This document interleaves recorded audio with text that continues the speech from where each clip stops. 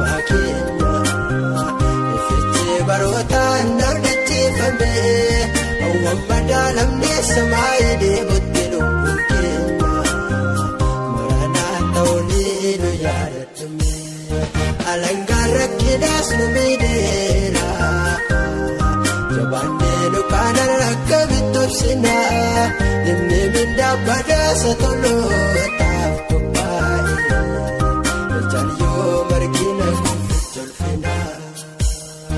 alangar kinas no midera jabane no kanar kabitopsina artihara damba pandalo sukisa kini kado belisol yo farsena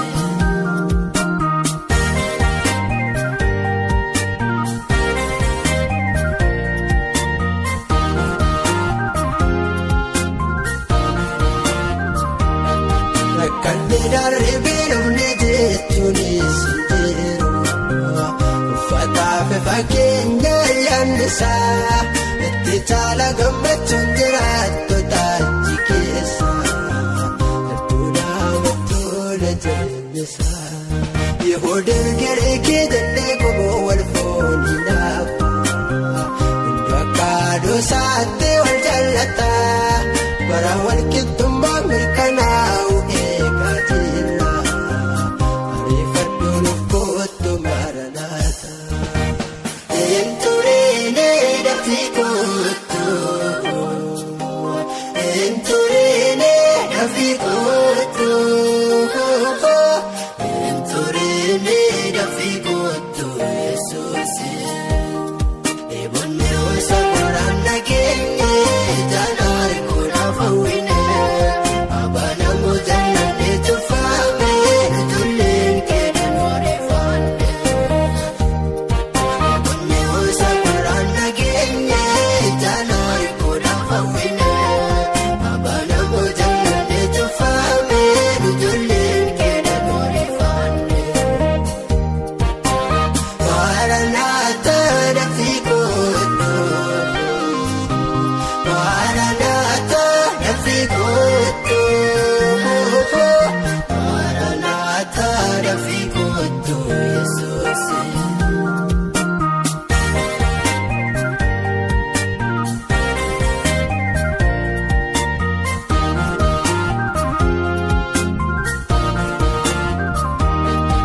Koofamnaan buluutti sumaan jiru jannatti jecha hundumtiin otoolee nuuf kennamu lammata bu'uuf debbachuun deebi'een argamu dhibeen keenya sitti yaadatamu mochoo biqilfannee qilleensootarra ol barreeffne addunyaa cubbuutti hin qubne daawwannaa teessoo hoolachaa jala bakka buufataa.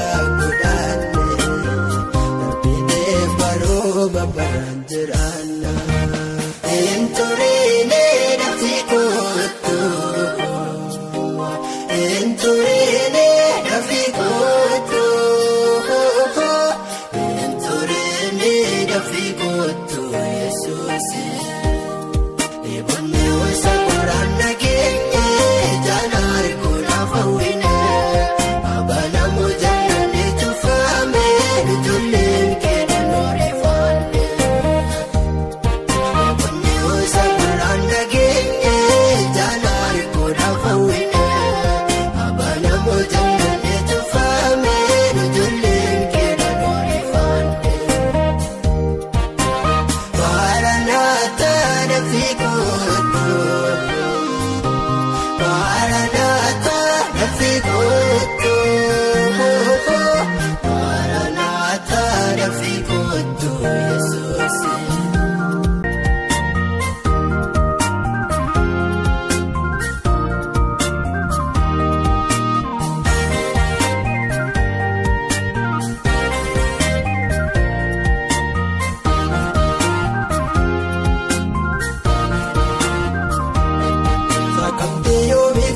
Baate doombile sommaa keenya ifichee barootaan dargacheeffame hawwan madaalamnee samaayii deemutti lubbuun keenya maranaa ta'uunii nu yaadachume alangaan rakkinaas nu miidheera jabaannee nu kaana rakka bitobsina inni mindaa badaasa tolootaaf qophaa'e.